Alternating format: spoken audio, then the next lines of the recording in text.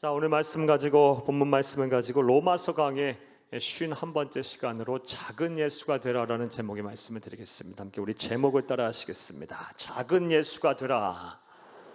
한 번 더 따라 하시겠습니다. 작은 예수가 되라. 네, 고맙습니다. 설교를 통해서 여러 차례 말씀드렸다시피 로마서는 내용적으로 볼 때 크게 두 부분으로 나눌 수가 있습니다.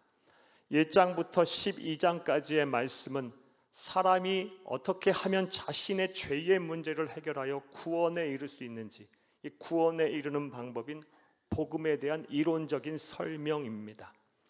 그리고 이 로마서 13장부터 16장까지는 그렇게 복음을 듣고 믿어 구원에 이른 사람들이 남은 삶을 어떻게 살아야 하는지에 대한 복음의 실천에 관한 말씀입니다.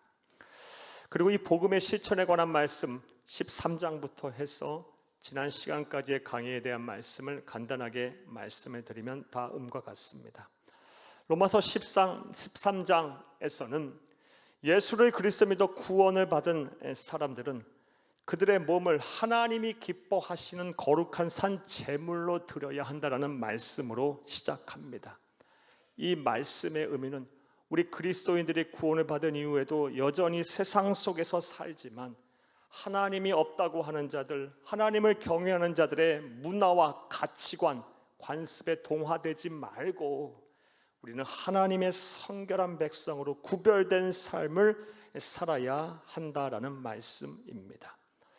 이후에 로마서 13장 말씀을 보게 되면 예수를 그리스도 믿어 구원을 받은 사람들이 사회의 한 일원으로서 특별히 이 국가 권력과 세상 통치자들에 대해서 어떠한 관계와 어떠한 원칙을 가지고 살아야 하는지에 대한 말씀을 이어서 하고 있습니다. 어떠한 원칙을 우리에게 말씀하셨습니까?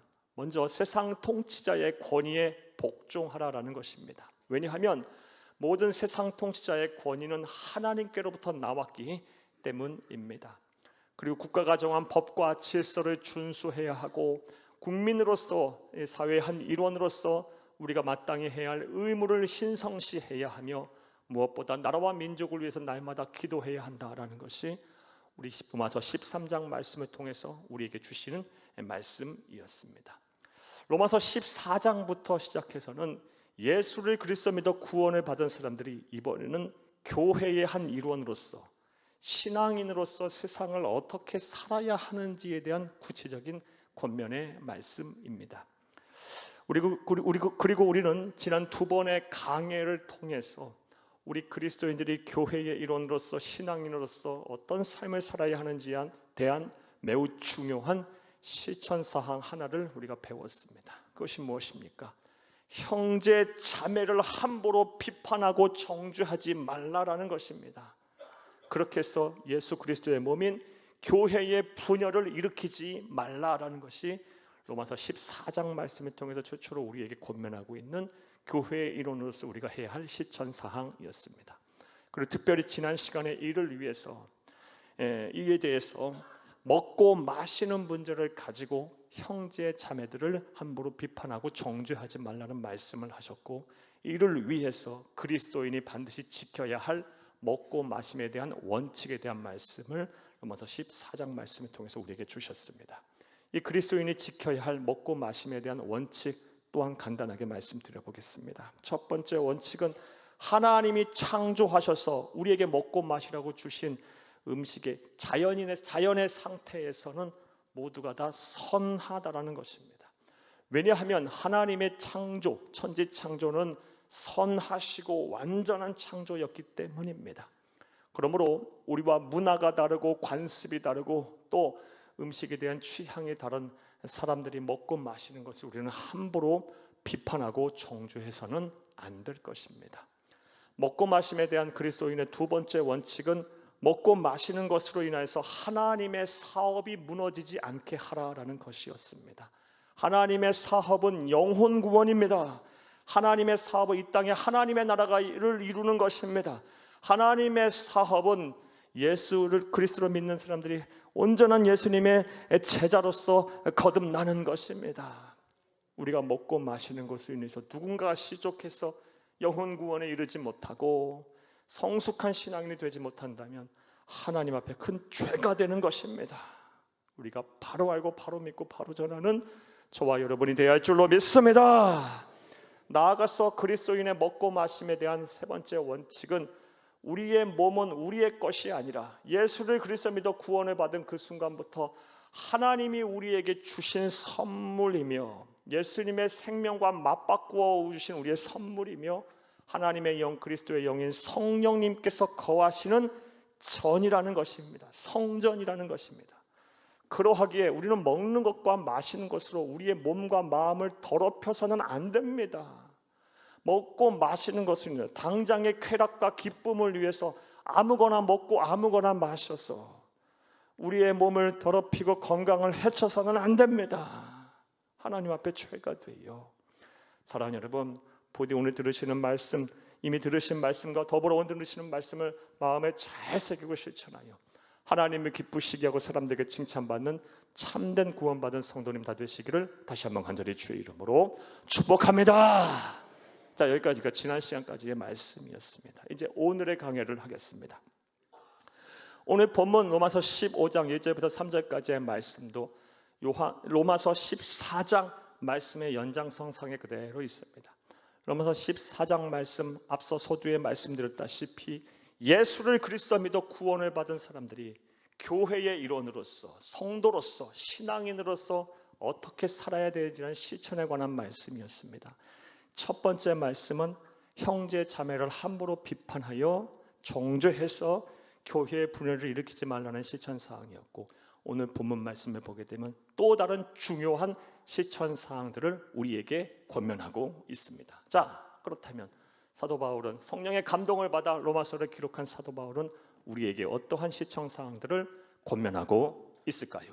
자, 이제부터 따라하시겠습니다. 첫째로, 믿음이 강한 자가 믿음이 약한 자의 약점을 담당해야 합니다.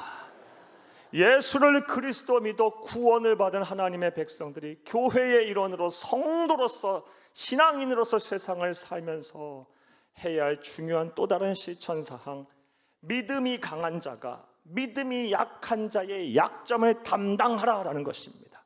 오늘 본문 1절을 함께 보겠습니다. 믿음이 강한 우리는 마땅히 믿음이 약한 자의 약점을 담당하고, 자, 여기까지만 보겠습니다. 믿음이 강한 우리는 마땅히, 당연히 믿음이 약한 자의 약점을 담당해야 한다라고 하나님께서는 사도 바울의 입을 통해 우리에게 권면을 하고 있습니다. 그러므로 저와 여러분이 예수를 그리스도 믿어 구원을 받은 하나님의 자녀들이라 한다면, 우리가 하나님으로부터 많은 은혜와 복을 받았고 다양한 신앙의 경험과 체험을 했다면, 다시 말해 믿음이 강한 사람들이라면, 분명한 구원의 확신 속에 거한다면, 교회 안에 또 우리와 함께 신앙생활하는 형제 자매들의 이 중에 믿음이 약한 자의 약점을 담당해야 할 줄로 믿습니다. 자, 그렇다면 좀 더 구체적으로 생각을 해보겠습니다. 믿음이 강한 자가 믿음이 약한 자의 약점을 담당하라고 했는데, 이 말의 진정 의미가 무엇일까요? 구체적인 의미가 무엇일까요? 사랑하는 여러분, 담당하다 하라라고 번역이 된 헬라 원어는 바스티조라는 단어입니다. 이 바스티조의 정확한 원어적인 의미는 고통을 참으면서 내 것으로 받아들이다라는 이 중의적인 의미가 있습니다. 고통을 참으면서 내 것으로 받아들이다, 내 책임으로 받아들이다라는 뜻입니다. 사랑하는 여러분, 성서시대의 사람들은 이 바스티조라는 단어를 다음과 같은 예에 사용했습니다. 어린 자녀들이 잘못을 했을 때 어린 자녀의 보호자인 부모가 이 어린 자녀의 잘못을 내 잘못으로 받아들이면서 고통스럽지만 대신 벌을 받을 때, 이럴 때 이 바스티조라는 단어를 사용을 했습니다. 따라서 이런 원어적인 의미를 충분히 살려 오늘 본문 1절을 다시 한번 의역을 하면 다음과 같습니다. 교회 안에서 믿음이 강한 사람들은 부모의 심정을 가지고 믿음이 연약한 자의 약점을 자신의 약점으로 여기라라는 것입니다. 그리고 설령 믿음이 연약한 자가 잘못을 했으면 자신의 잘못을 뉘우치고 변화된 삶을 살도록 부모의 심정을 가지고 때로는 고통스럽더라도 이 믿음이 연약한 자를 잘 도우고 돕고 또 양육을 하라라는 말씀입니다. 사랑하는 여러분, 여러분에게 한번 여쭤보겠습니다. 여러분은 분명한 구원의 확신이 있으십니까?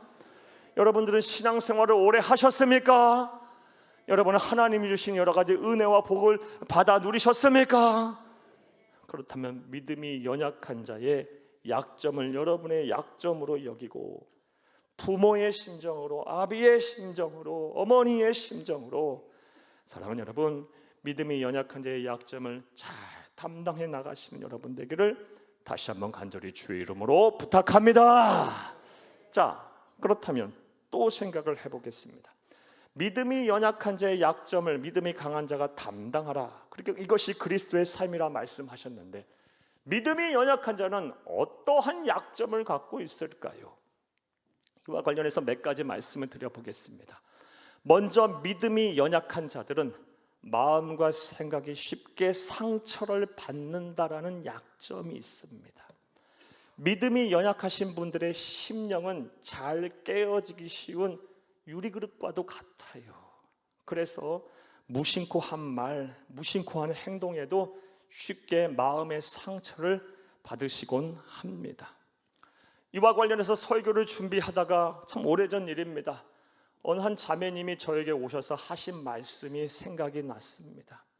오래된 이야기입니다. 이 자매님 저에게 말씀하시기를, 목사님, 우리 기관에 여러분들이 마음의 상처를 받아 힘들어하세요. 제가 깜짝 놀라서 무슨 일이 있으셨습니까? 어떤 일이 있습니까? 하고 자초지정을 여쭙더니 이 자매님 말씀하세요. 우리 기관의 신앙생활을 오래 했고 또 신앙의 경험도 있으신 분인데 자기 주장, 자기 생각이 너무 강해서 말을 함부로 한다라는 거예요. 그래서 믿음이 연약하신 분들의 마음이 막 상처를 받고 막 힘들어 하신다라는 거예요. 그런데 문제는 이분이 이런 문제를 일으켜도 자신이 자신의 잘못임을 모르고 사과조차 하지 못한다는 거예요. 할 줄 모른다라는 거예요. 그럼 저에게 말씀하시기를, 목사님 이 문제를 좀 해결해야 되겠어요. 목사님 꼭 기도해 주세요 라고 저에게 말씀을 하셨어요. 이야기 듣고 참 오랫동안 기도했던 기억이 나요. 참 걱정이 많이 돼서 며칠 동안 우리 성도를 위해 다음과 같이 기도했어요.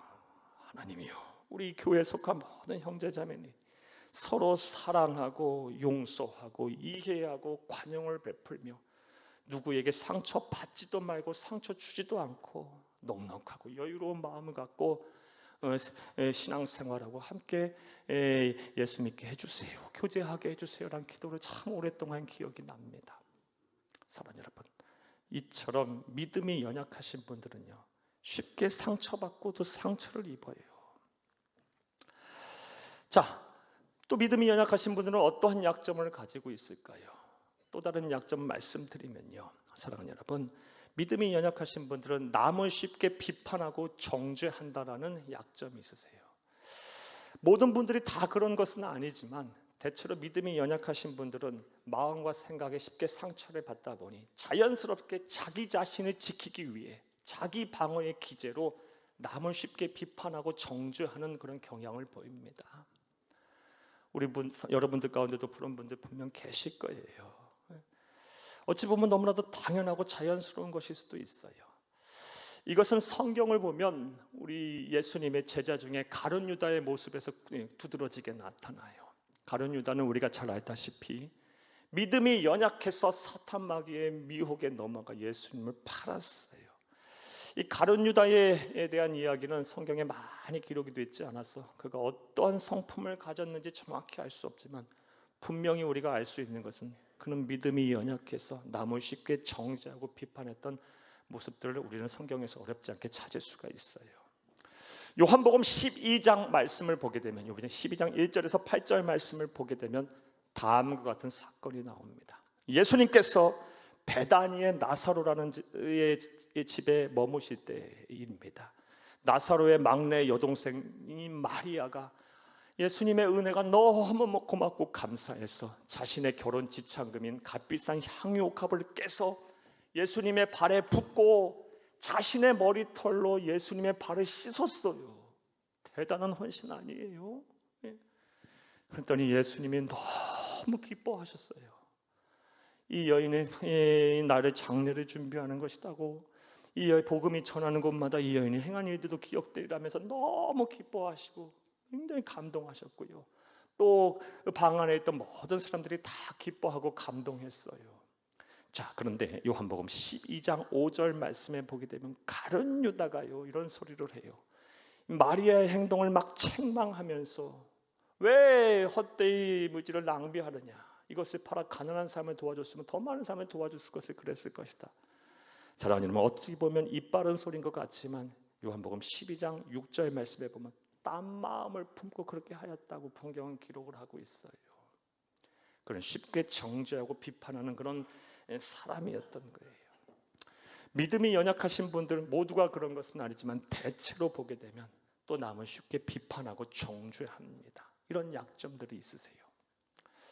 나아가 믿음이 연약하신 분은 또 어떤 약점이 있으실까요? 믿음이 연약하신 분들은 하나님의 말씀을 지키고자 하는 의지가 약하십니다. 그리고 고난을 당했을 때 오래 참고 인내하지 못하세요. 이런 약점들이 대체로 있으세요. 어찌 보면 이 또한 당연한 것이겠죠. 사랑하는 여러분, 어느 교회 성장학자의 말을 그대로 빌리면 한 사람이 전도를 받아 예수를 믿고 구원의 확신을 갖고 성숙한 그리스도인이 되기까지 첫째 4주, 한 달 동안이 가장 중요하다라는 말을 해요. 왜냐하면 처음 예수를 믿기로 작정하여 예배를 드렸을 때 말씀의 은혜를 받고 막 성령께서 감화 감동을 해서 큰 은혜를 부어주셨다 할지라도 믿음이 연약하신 분들은요 대체로 말씀을 지키고자 하는 실천의 의지가 약하세요. 그래서 안 하던 예배 생활, 여태까지 안 했던 신앙생활 하라고 하면 아무리 은혜를 처음 받았다 할지라도 오랫동안 그 말씀대로 신앙생활 온전히 지키지 못해요. 그래서 한 달 내에 많은 분들이 믿음을 저버리시는 경우를 참 많이 봐요. 또 어찌어찌해서 믿음을 잘 지키고 그렇게 신앙생활을 했다 할지라도 믿음이 연약하신 분들은 삶의 고난이 찾아오게 되면 금방 무너져 버려요. 금방 시족해 버리는 것을 참 저는 목사로 살면서 많이 봤습니다. 예전에도 어느 형제님이 신앙생활한 지 2주밖에 안 됐는데 이런 말씀하세요. 첫째 주에 정말 은혜 받았다고 하고 정말 예수를 잘 믿겠다고 작정하시고 2주 차가 되셨는데 예수 믿어도 내 삶에 변화가 일어나지 않는다고, 다시는 예수 믿으라고 말하지 말라고 막 화를 내시는 것도 봤어요. 사랑하는 여러분, 믿음이 연약하신 분들 충분히 이럴 수 있어요. 말씀을 지키고자 하는 실천의 의지가 약하시고 고난이 찾아왔을 때 이 고난을 이겨낼 힘, 인내의 힘이 약하세요. 자, 저는 지금까지 믿음이 연약하신 분들이 가질 수 있는 약점 몇 가지 말씀드렸어요. 이 외에도 많은 약점이 있을 겁니다. 자, 이제 권면의 말씀을 드리겠습니다. 사랑하는 여러분, 여러분이 구원의 확신이 있으십니까? 신앙생활을 오래 하셨습니까? 교회에서 직분자들이십니까? 하나님께서 다양한 은사와 은혜를 주셨습니까? 신앙적인 여러 체험들이 있으십니까? 그렇다면 믿음이 연약하신 분들의 약점을 여러분의 약점으로 여기시고 설령 그들이 잘못했다면 뉘우치고 변화된 삶, 새로운 삶을 사실 수 있도록 최선을 다해 부모의 심정으로 도와주시기를 간곡히 주의 이름으로 부탁합니다. 이렇게 사는 사람들이 그리스도인입니다. 이렇게 사는 사람들이 진정 하나님의 나라의 백성들입니다. 자, 그런데 말씀을 여기까지 듣고 이런 질문 하실 수 있는 분 계시리라 생각합니다. 목사님, 저 살기도 바빠 죽겠고 살기도 힘든데 모처럼 교회 나와 믿음이 연약한 사람들을 돌보라니요. 목사님, 그런 말씀 하지 마세요. 저는 저대로 살겠어요. 이런 분들 지금도 많이 계실 거예요. 마음에 와닿지 않는, 한 귀로 듣고 한 귀로 흘려버리는 이 말씀을 그러신 분들 분명 계실 거예요. 물론 이런 분들 이런 생각하시는 거 충분히 공감하고 이해도 돼요. 얼마나 살기 힘들고 또 삶이 분주하고 바쁘시면 해야 할 일 걱정이 많으시면 또 그리 그런 생각 하시겠어요. 그런데 분명한 사실은 이렇게 사는 사람들은 하나님의 뜻대로 사는 사람들이 아닙니다. 왜냐하면 예수 그리스도께서 이렇게 안 사셨어요. 우리에게 이렇게 살라고 말씀하지 않으셨어요. 사랑하는 여러분, 우리 주 예수 그리스도는 우리의 약함을 당신의 약함으로 여기시고 다 담당하셨어요. 이것은 이사야 선지자의 예언의 말씀을 통해 잘 알 수 있어요. 이사야 선지자는 예수님 초림 600년 전에 이 세상에 와서 사역을 했던 선지자로 예수님께서 이 세상에 와서 어떠한 삶을 사실 것인지에 대한 예언을 하셨어요. 그 예언대로 또 예언한 대로 우리 예수님께서는 사셨어요. 이와 관련한 말씀 보겠습니다. 이사야서 53장 5절을 함께 보겠습니다. 그가 찔림은 우리의 허물 때문이요 그가 상함은 우리의 죄악 때문이라. 그가 징계를 받음으로 우리는 평화를 누리고 그가 채찍에 맞음으로 우리는 나음을 받았도다. 아멘. 예수님은 우리의 허물을 당신의 허물로 여기셨어요. 그래서 이 허물을 담당하기 위해 칼에 찔리고 창에 찔리고 대못에 찔리고 가시관에 찔리셨어요. 또 예수님은 우리의 죄악을 당신의 죄악으로 여기셨어요. 그는 죄 없으신 하나님의 아들인데 우리의 죄악을 당신의 죄악으로 여기시고 몸과 마음이 극도로 상하셨어요. 이걸 담당하기 위해. 또 예수님은 우리의 질병을 당신의 질병으로 받아들이셨어요. 그래서 우리의 질병에서 낫게 하기 위해 채찍에 맞으시고 또 징계를 받음으로 우리가 나음을 입었고 하나님과의 관계에서 평안을 누리게 됐습니다. 사랑하는 여러분, 예수님이 이렇게 사셨듯이 우리도 이렇게 살아야 합니다. 우리는 그리스도인입니다. 예수님처럼 살기로 작정한 사람들입니다. 예수님에게 귀한 생명의 은혜를 빚진 사람들입니다. 예수님과 앞으로 영원토록 주님과 더불어서 영생복락을 누려야 될 사람들입니다. 예수님이 이렇게 사셨고 우리에게 명령하시고 말씀하시고 삶의 모습으로 보여준 대로 우리 또한 믿음이 연약한 자의 약점은 나의 약점으로 여기고 이를 잘 감당하는 성숙한 그리스도인, 진정 구원받는 하나님의 백성이 다 되어야 할 줄로 믿습니다. 자, 또 두 번째로 오늘 본문 말씀을 통해서 알 수 있는 예수를 그리스도 믿어 구원을 받아 교회의 일원이 된 신앙인이 된 사람들이 실천해야 될 바가 무엇일까요? 자, 따라하시겠습니다. 둘째로 자기가 아닌 이웃을 기쁘게 하는 삶을 살아야 합니다. 자기가 아닌 이웃, 남을 기쁘게 하는 삶을 살아야 한다. 이것이 오늘 본문 말씀을 통해서 우리에게 주시는 권면의 말씀입니다. 1절과 2절을 함께 보겠습니다. 믿음이 강한 우리는 마땅히 믿음이 약한 자의 약점을 담당하고 자기를 기쁘게 하지 아니할 것이라. 우리 각 사람이 이웃을 기쁘게 하되 선을 이루고 덕을 세우도록 할지니라. 아멘. 1절 하반절부터 2절까지의 말씀을 보게 되면 자기를 기쁘게 하지 말고 우리 각 사람이 이웃을, 남을 기쁘게 하여서 그 사람으로 하여금 선을 이루게 하고 덕을 세우게 해라. 이것이 바로 저와 여러분에게 주신 권면의 말씀이에요. 이것을 고린도전서에선 다음과 같이 표현합니다. 고린도전서 10장 32절에서 33절을 함께 보겠습니다. 유대인에게나 헬라인에게나 하나님의 교회에나 거치는 자가 되지 말고 나와 같이 모든 일에 모든 사람을 기쁘게 하여 자신의 유익을 구하지 아니하고 많은 사람의 유익을 구하여 그들로 구원을 받게 하라. 아멘. 자신의 유익을 구하지 아니하고 많은 사람의 유익을 구하여 그들로 선을 이루고 덕을 세우게 해라. 구원을 받게 해라 라고 말하고 있어요.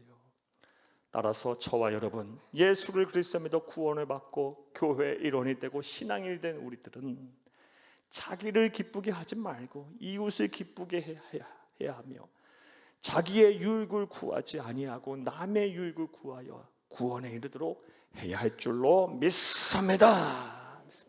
자, 그런데 솔직히 말씀드리면 이렇게 사는 것이 쉽습니까? 쉬운 일입니까? 자기를 기쁘게 하는 삶도 살기 힘든데 자기를 기쁘게 하지 말고 남을 기쁘게 하는 삶을 살아라. 자기의 유익을 구하지 말고 남의 유익을 구하며 살아라. 이렇게 사는 것이 쉬운 일입니까? 아니, 쉽고 어렵고를 떠나서 여러분에게 여쭙겠습니다. 여러분 솔직히 한번 여러분 마음으로 대답해 보세요. 이렇게 사는 것이 행복합니까? 사람은 누구나 자기를 기쁘게 하고 자기의 유익을 따라 살려고 하는 본성이 있어요. 본능이 있어요. 이 본능을 억제하며 남을 기쁘게 하고 남의 유익을 위하여 산다? 이러면 정말 행복할까요? 사랑하는 여러분, 하지만 성경과 기독교의 역사를 보게 되면 우리가 따라야 할 본받고 따라야 할 거의 모든 인물들은요, 다 자기를 기쁘게 하는 삶을 살지 않았고 남을 기쁘게 하는 삶을 살았어요. 자신의 유익을 구하지 아니하고 남의 유익을 구하며 살았어요. 자, 그랬더니 놀라운 일이 일어났는데 자기를 기쁘게 하는 삶을 살고 자기의 유익을 구하는 삶을 살 때보다 하나님께서 더 큰 기쁨과 더 큰 은혜를 부어주셨어요. 이게 기독교의 놀라운 역설의 은혜예요. 나를 기쁘게 하지 않고 나의 유익을 구하지 않고 남의 기쁨을 위하여 살고 남의 유익을 구하였더니 오히려 내 기쁨이 더 충만해지고 나를 더 행복하게 하신다.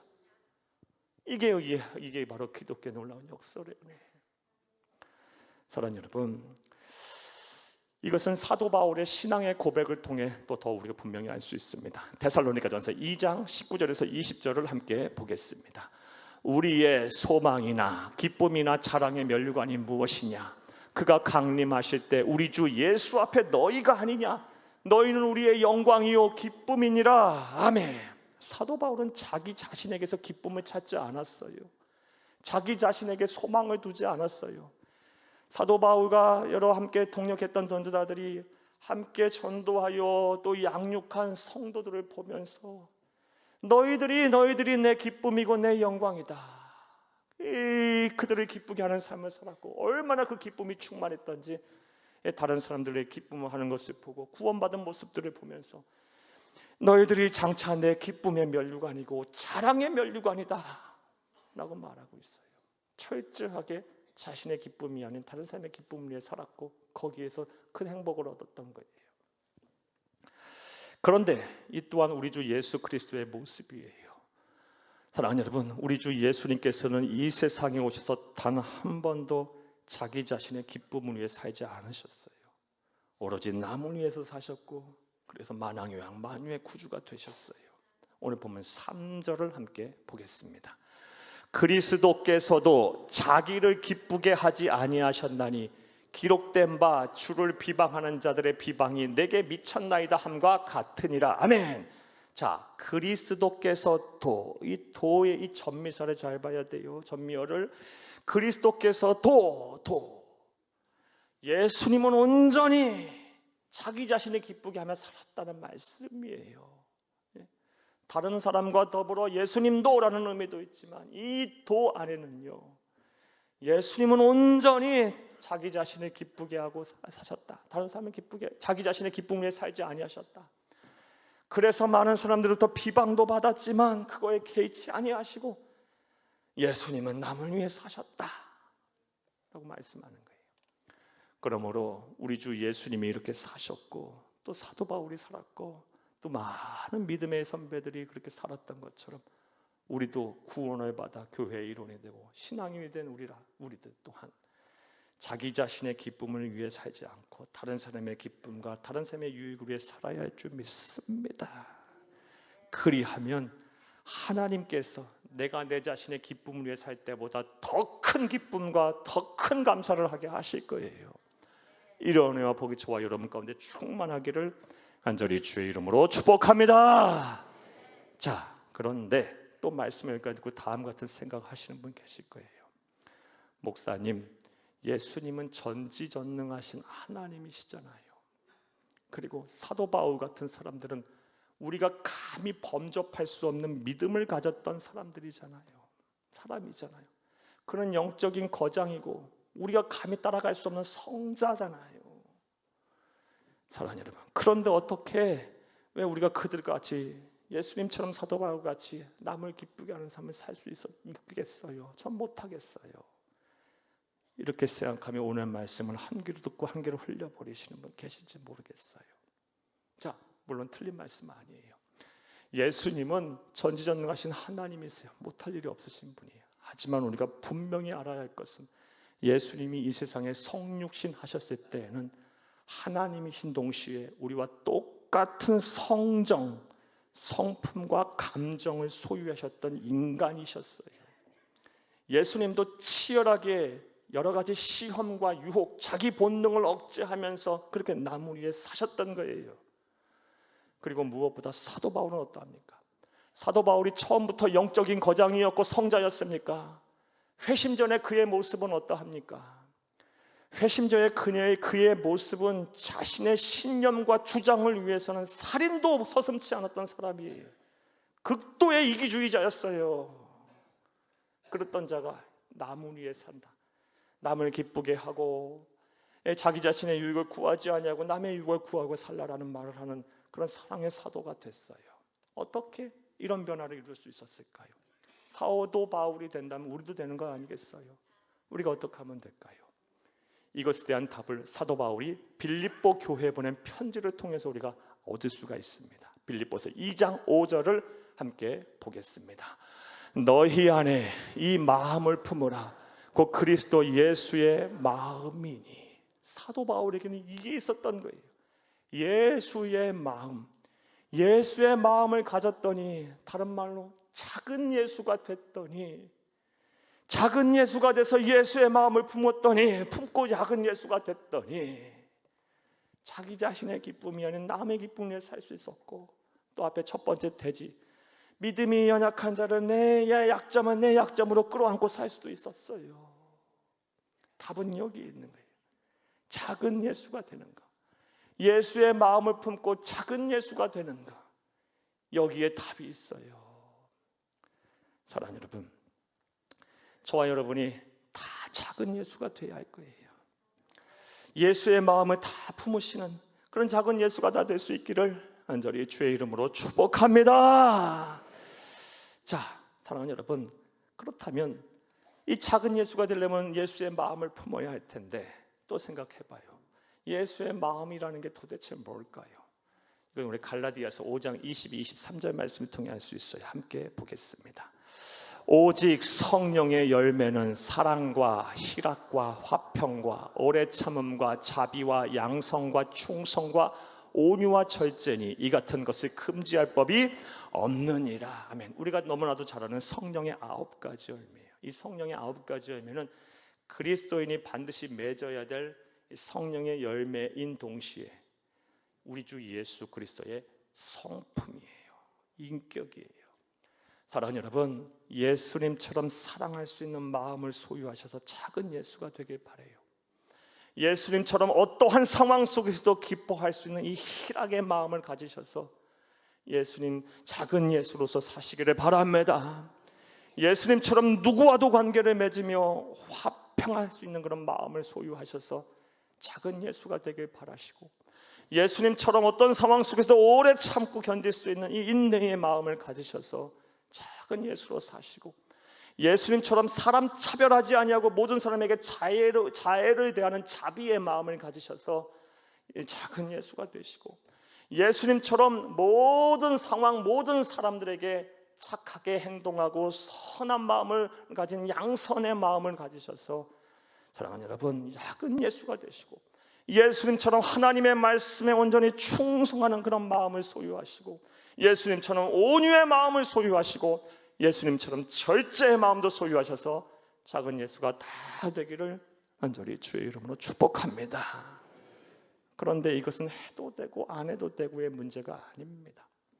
사랑하는 여러분, 사람은 누구나 때가 되면 하나님 앞에 설 날이 옵니다. 죄송하지만 그날이 오늘일 수도 있고 며칠 후일 수도 있고 몇 주일 수도 있고 몇 개월 후일 수도 있고 몇 년 후일 수도 있어요. 수십 년 후일 수도 있겠고요. 분명한 사실은 끝이 온다라는 거예요. 반드시 누구도 피할 수 없이 죽음은 올 것이고 하나님 앞에 설 날이 올 거예요. 그때 우리가 하나님 앞에 무엇을 보여드려야 할까요? 사랑하는 여러분, 여러분이 열심히 땀 흘려 번 돈을 하나님과 재물을 하나님 앞에 보여드릴 거예요? 아무것도 가져갈 수 없어요. 아무 의미가 없어요. 사랑하는 여러분이 이루어낸 모든 성취와 결과들을 앞에 가지고 업적을 가지고 하나님 앞에 자랑할 겁니까? 그것도 아무런 의미가 없어요. 하나님 앞에 섰을 때 우리는 하나님 앞에 우리가 보여드릴 것, 하나님이 관심을 가지는 건 단 하나밖에 없어요. 네가 예수의 마음을 소유하여 얼마나 작은 예수가 됐냐. 하나님은 이걸 보시는 거예요. 네가 얼마나 예수처럼 살았냐, 얼마나 이 작은 예수로 살았냐.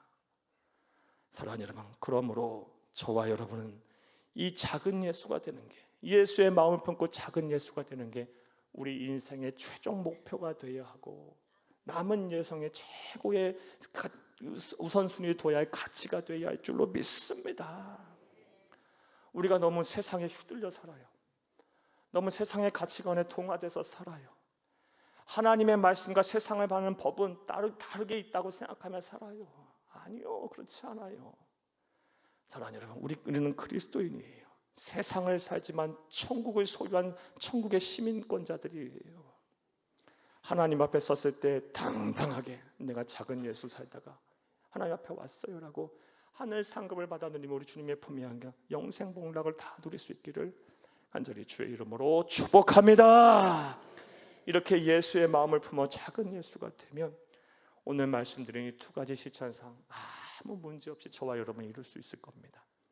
믿음이 연약한 자의 약점, 내 약점으로 그대로 받아들일 수 있을 것이고, 설령 그들이 잘못해도 그 잘못을 대한 책임은 나도 같이 공감하며 통감하며 고생스럽게도 함께 책임을 질 수도 있을 것이고요. 나의 유익을 구하기보다 다른 사람의 유익을 구하고 내 자신을 기쁘게 하는 삶을 살기보다, 우리 예수님 그렇게 사셨으니까 다른 사람을 기쁘게 하는 삶을 어렵지 않게 손해본다는 생각 안 하고 두려움 없이 할 수 있을 거예요. 부디 다시 한번 말씀드려요. 한 번도 빠짐없이 예수 그리스도의 마음을 소유한 작은 예수가 되기를 간곡히 주의 이름으로 부탁합니다. 말씀 맺겠습니다. 사랑하는 여러분, 오늘은 로마서 14장 말씀부터 시작해서 오늘 본문에 이르는 말씀에 대한 여러 말씀을 여러분에게 정리해 드렸어요. 사랑하는 여러분, 로마서 14장부터 해서 오늘 본문에 이르기까지 사도 바울은 예수를 그리스도 믿어 구원을 받은 사람이라면, 그래서 교회의 일원이 되고 성도로서 산다면 다음 같은 실천상을 실천해야 한다라고 권면하고 있어요. 먼저 형제 자매를 함부로 비판하고 정죄해서 주의 몸된 교회에 분열을 초래하지 말라라는 겁니다. 항상 자기 자신을 잘 돌아보세요. 내가 비판하고 정죄하고 누군가의 마음에 상처를 주고 아픔을 주고 있지 않는가? 그래서 교회의 분열을 이루고 있지 않는가? 기관과 구역과 또 교회와 가정의 분열을 이루고 있지 않는가? 항상 우리 그리스도인들은 자기 자신을 돌아봐야 돼요. 또한 오늘 우리에게 주신 두 가지의 말씀, 믿음이 강한 자가 믿음이 약한 자의 약점을 담당해야 한다. 나아가서 자기가 아닌 이웃을 기쁘게 하는 삶을 살아야 한다라는 말씀을 오늘 우리가 들었어요. 자, 그런데 이 말씀들에 대한 것을 가만히 생각해 보면 뭐 하라는 얘기입니까? 교회 안에서 성도들 간에 인간관계를 잘 하라는 말씀이에요. 하나님은 왜 예수를 그리스도 믿어 구원을 받은 사람들에게 인간관계를 잘하라는 말씀을 하고 계실까요? 답은 명확해요. 구원을 받은, 예수를 그리스도 믿어 구원을 받은 사람들의 믿음의 수준, 믿음의 정도의 척도를 인간관계로 보시겠다라는 말씀이에요.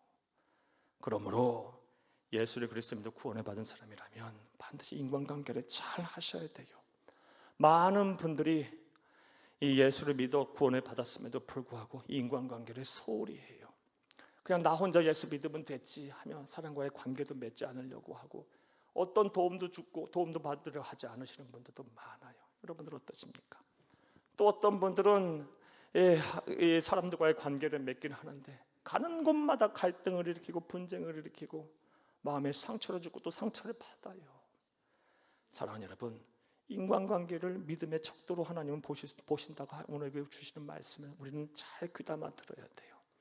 부디 교회 안에 또 성도들 간에 또 여러분의 삶의 자리에서 이 그리스도인답게 인간관계를 잘 하셔서 먼저는 여러분의 마음들이 천국이 되고 여러분 까닭에 여러분의 삶의 지경이 하나님의 은혜와 하나님이 주시는 축복으로 가득한 축복의 동산, 행복의 동산이 되기를 바랍니다. 이런 은혜와 복이 여러분 삶에 충만하기를 간절히 주의 이름으로 축복합니다. 축복합니다. 축복합니다.